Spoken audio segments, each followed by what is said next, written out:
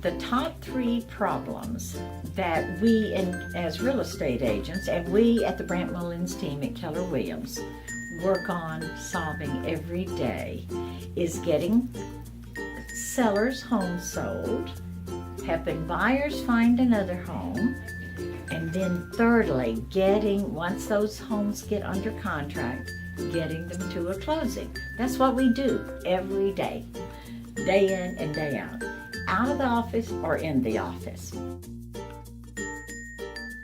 So the example of a problem that we went through recently, solving for a client to help the sale to go through for a buyer client, was this. It had to do with, upon inspections, the radon levels that were found.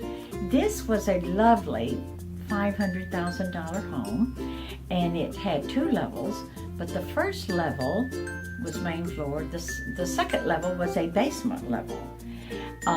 Radon is a really big issue now for people. It's one of the leading causes of lung cancer, and so for buyers, they're concerned about that, and the basements tend to trap radon if there is radon underneath the home. So this buyer was buying it with the idea that his 3 daughters were going to occupy the bedrooms on the basement floor. So when the level of radon came out to be 3.7 or something like that, 4.8 is the EPA maximum level that is recommended. If it's above that, they recommend that it be mitigated.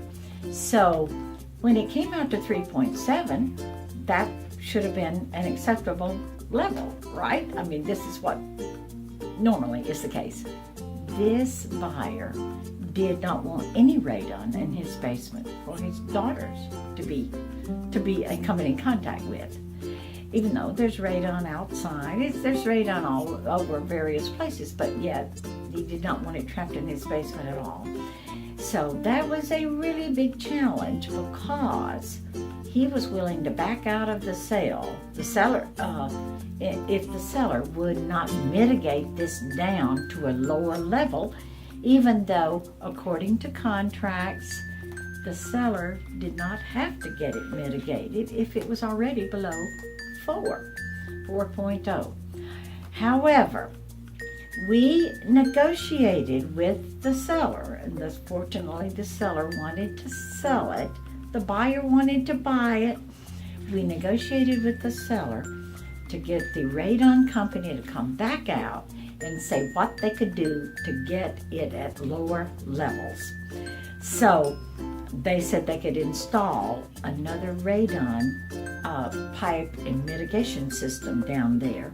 The one that they had was not really probably a sufficient pipe and system for the amount of square footage in the basement.